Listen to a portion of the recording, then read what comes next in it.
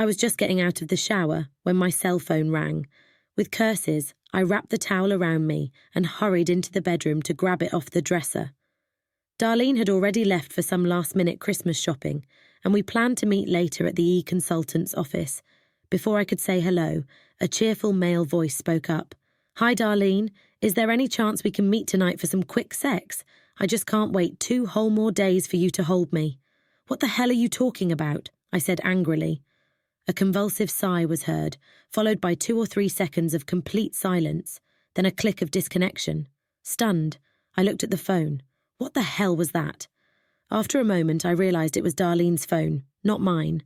They were the same model, but mine had a crack in the screen glass that was missing on the one I was holding in my hand. She must have grabbed the wrong phone on her way to the door, but who would be calling her looking for sex anyway?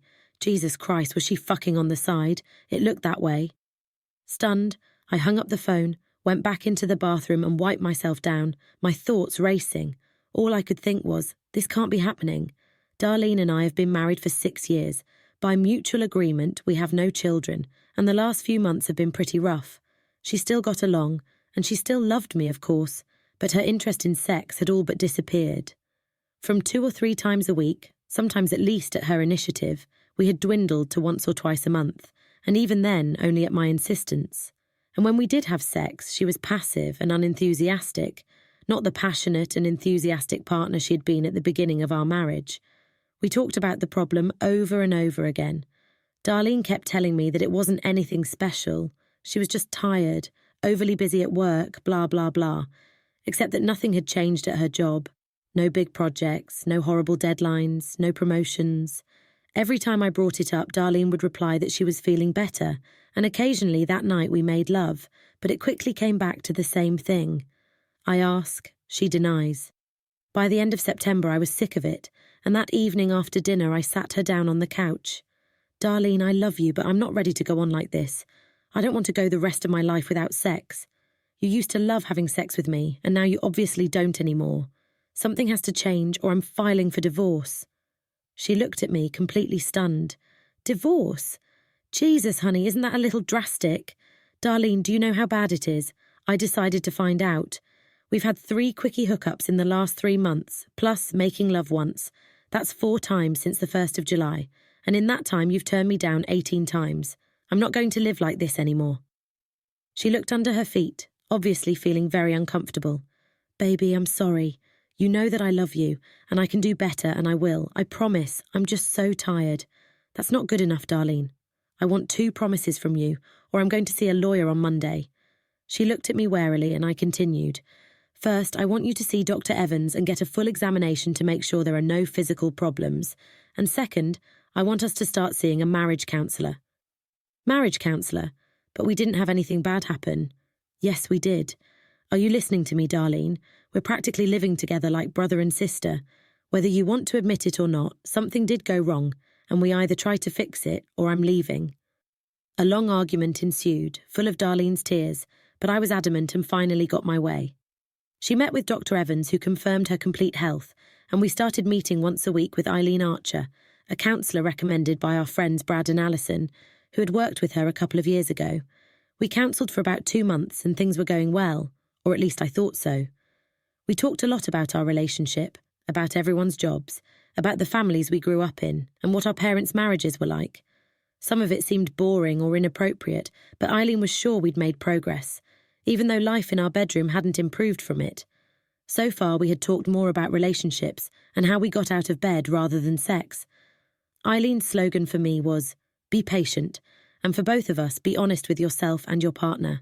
Now, standing in the bedroom, staring at Darlene's phone as if a snake had crawled out of it, I had to wonder, had I just discovered the real reason she no longer wanted to spar with me? Was it that simple? Had I been replaced? Someone else stepping in and fulfilling the role of traditional husband? As far as I could see, nothing had changed in Darlene's schedule. She no longer worked late, didn't go on mysterious shopping trips or dates with the girls, didn't come home flushed and dishevelled and run straight to the shower. But that didn't mean she wasn't sleeping with some asshole. She just did it with care. I picked up her phone and checked calls received, and to my surprise, there was only one call there, the one I had just answered. The caller was identified as CM. I pressed answer and waited until it went to a dial tone. Not surprisingly, the guy didn't dare pick up, and the call was transferred to voicemail. "This is Chris Mason. Leave a message and I'll get back to you. Have a good day." I hung up the phone. I recognised the name. He was another employee at the brokerage firm where Darlene worked, but in some other division. She had mentioned him to me once or twice, but I had never met him. I checked Darlene's cell phone more thoroughly. Not only had all previous received calls been deleted, but also the missed and sent call lists. Who would take the time to delete all that? Darlene was obviously covering her tracks. I headed for the office looking for cell phone and home phone statements for the past few months. The bills were paid by Darlene, so I never had any reason to look for them. In the desk, I found all of our home phone bills, but a search revealed no calls from Chris Mason, or at least not from his cell phone. But cell phone records for the past 8 months were missing. I looked in the checkbook and all the cell phone bills were paid, so Darlene must have hidden or thrown away the receipts, no doubt because they showed calls to Chris Mason. I arrived at Eileen's office about 20 minutes early. Darlene's car wasn't in the parking lot yet, so I sat down and thought for a while. If I was right, if Darlene was cheating on me with Chris Mason or anyone else our marriage was over, she may love me, but it's not worth a damn if she's spreading her legs for someone else. I assume she loved me, otherwise why would she want to stay together? Why bother seeing a counsellor besides seemingly lying to both the counsellor and me? But if she thought she could eat fish well, she'd have to find out she was completely wrong. I thought at first to meet Darlene in Eileen's office today, share the contents of the call from Chris and demand an explanation, but realised that wasn't enough for me. I wanted proof, and then I wanted to spectacularly end our marriage by rubbing Darlene's nose in it. I was angry and hurt, and she should pay for what she'd done to me, and I had a much better place in mind for our final confrontation than Eileen's office. So I went inside, and a short time later, Darlene showed up, kissed me, and we went into a meeting. Eileen got us talking about the usual nonsense, about how we handled arguments in our relationship, and whether the difference in styles was based on our experiences, in how our parents argued, etc. I played along, looked thoughtful and serious, tried to give plausible answers and managed not to grit my teeth too hard. That damn bitch. I wanted to grab her by the throat and strangle her right in front of Eileen. Toward the end of the session, Eileen gave me a chance to get one good reason to tease, even if only lightly. She said something like, "I know this is hard for both of you, but gradually we're learning about your marriage, about each of your expectations for it, and your honesty is actually fostering an atmosphere where we can move the conversation from general to productive discussion of your sexual issues as well." I interjected to say thank you for saying that, Eileen. It's been difficult for me at times, but I've tried to be completely honest and forthright. It seems to be the only way to accomplish anything. Darlene, would you say that this is true for you as well? I watched her as she blushed slightly and avoided my eyes.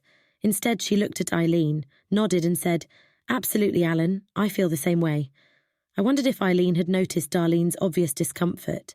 She didn't comment on it, but I thought she looked at Darlene intently for a moment or two. After the session, we walked across the street to a diner for a quick lunch. When she went to the ladies' room, I quickly took my cell phone out of her purse and put it in my pocket. I then went outside to buy a newspaper from a vending machine, and while there, I turned off Darlene's cell phone, wrapped it in newspaper, and stuck it in the bottom of the trash can. I figured that Chris Mason would be frantically trying to contact Darlene to let her know what had happened, so I was going to make sure he never had a chance to get to her. During lunch, Darlene and I chatted about nothing, mostly about her shopping and what gifts we would still need the next day when we were going to her parents' house for Christmas dinner. We made a list of what we needed and then went to a row of crowded stores to buy the last few items. I was amazed at my ability to keep my mouth shut, to pretend to be nice when all I wanted to do was hit her. But either I was a better actor than I thought, or Darlene was too distracted, but she didn't notice that anything was wrong. At home, the corded phone rang 3 times during dinner, and each time I jumped up to pick it up. The first 2 were just silence. The third time, about 20 minutes later, a female voice I had never heard before asked, "May I speak to Darlene, please?" I wondered if Chris in desperation had hired some friend to give Darlene a message from him, and said, "Can I ask who's calling?" A voice answered, Iris from work." Smiling to myself, I said, "What's to refer to?" She was stumped. There was a short silence, and then she said, "Oh, that, well, there's an account we're both working on, and I have a couple questions about it." "On Christmas Eve," I said, "I'm afraid she can't come to the phone right now, but I'll be sure to give her a message. Have a good evening." And I hung up the phone with a smile. Darlene looked at me questioningly when I returned, and I said, "Some lady is taking a survey. Can you believe them calling on Christmas Eve?" I could tell that Darlene was a little concerned. She waited a few minutes, then casually walked out into another room, no doubt checking her cell phone. She returned with her purse and looked concerned. "Darlene, do you have any idea where my cell phone might be? I remember taking it off the dresser when I went out this morning. Gee, Darlene, I have no idea. It's not in your purse. Did you look by your car? Or maybe you left it somewhere at the mall?" She went and searched the car, but to no avail, and I sat there smiling. Eventually she gave up, and I promised to get her a new one as a New Year's present. "Don't count on it, honey," I thought to myself. I'm sure her next move would have been to try to call Chris if she could get rid of me for even a few minutes. Several times throughout the evening, I noticed Darlene watching me with the corner of her eye. I wondered if she was hoping for a chance to get to the phone.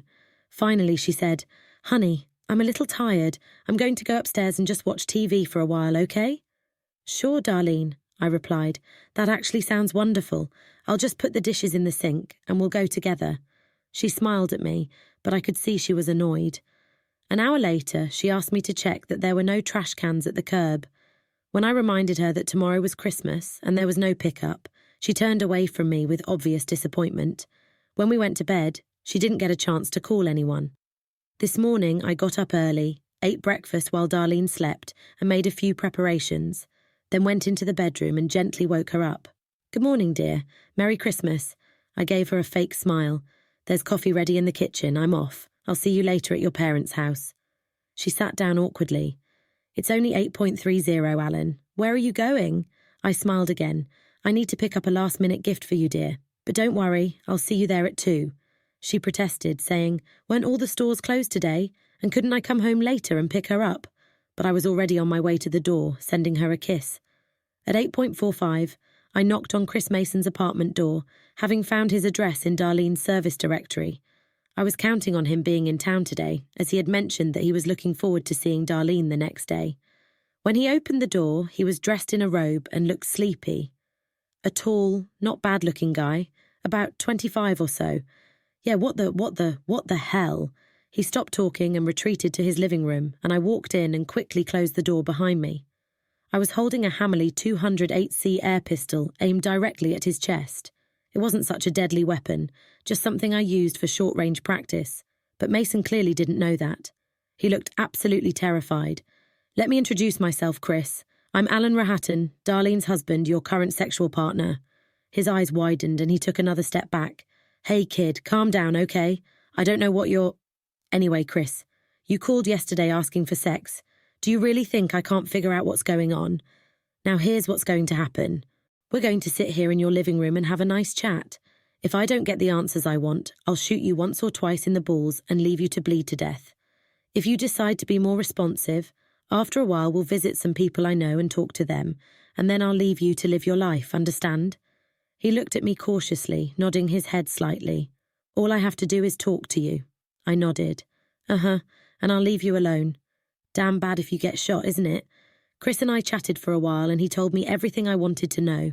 I then supervised him as he got his clothes and took them into the bathroom to shower and get dressed. After that, he made us sandwiches in his kitchen and we ate. I kept the gun pointed at him the whole time. We didn't talk much, but that was good for me. At 1:45, we went out and got in my car. I gave Chris the address and told him to drive while I myself sat in the back seat with the gun in my hand. When we got to Darlene's parents' house, I had Chris park 4 houses away so they couldn't see my car. I noticed that Darlene's car was already there, along with the car that belonged to her sister Barbara and her husband. But I wanted to make an impressive entrance, so we sat and waited until 2:30 before I got Chris out of the car and walked him to their driveway. "No games now, got it, Chris?" I asked. "Do you remember the arrangement? We go in, I make a few introductory remarks. You tell your story and I leave and you save your testicles. I'll have my gun in my pocket, but it'll show up in less than 1 second if you do some shit to me."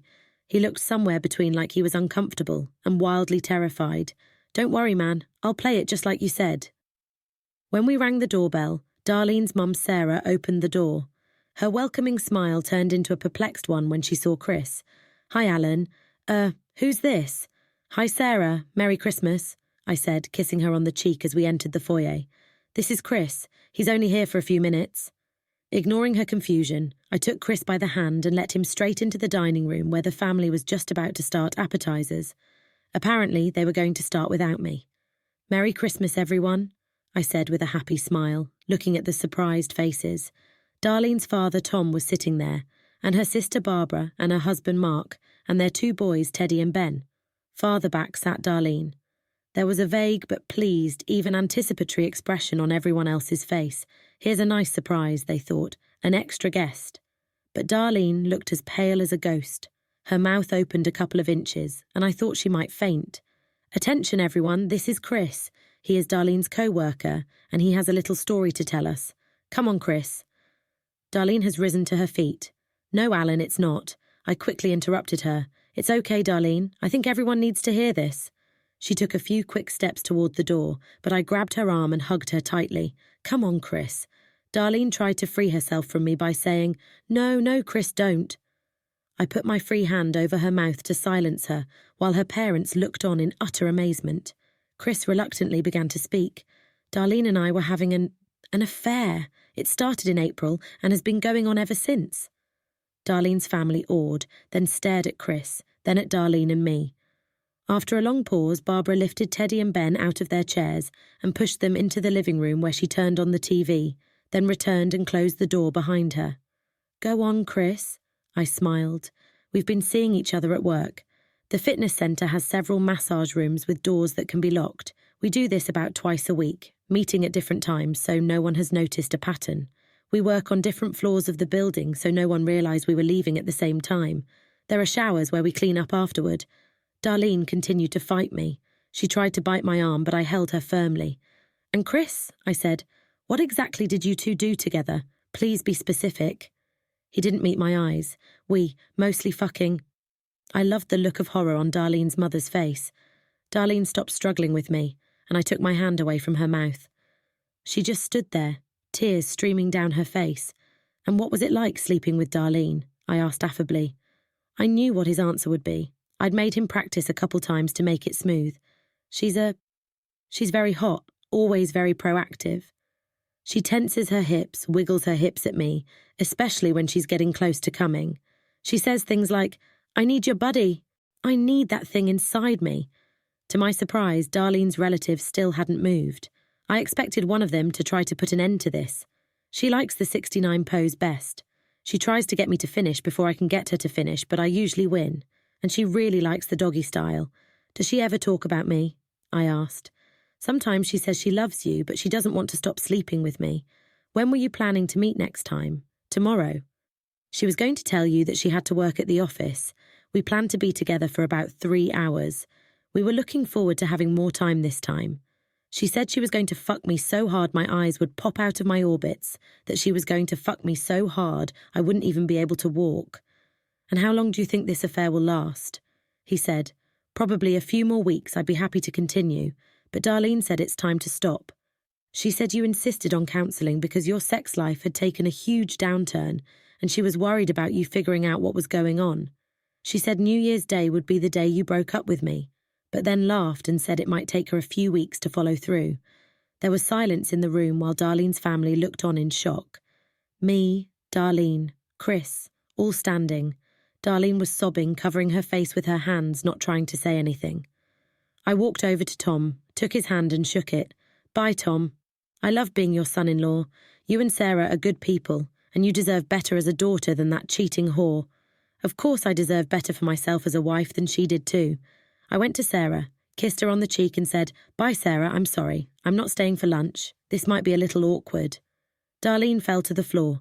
She was still crying, just sitting there and covering her face with her hands. I leaned over and said, Don't come home tonight, Darlene. Your things will be packed up outside the garage by tomorrow morning, and I'll change the locks. And do not, I repeat, do not try to talk to me. You won't say anything that I want to hear. She looked up at me, lines of flowing mascara crossing her face. Alan, Darlene, I said no. Without another word, I turned back to the table, smiled and headed for the door, waving to everyone. Chris had the good sense not to ask me for a ride home.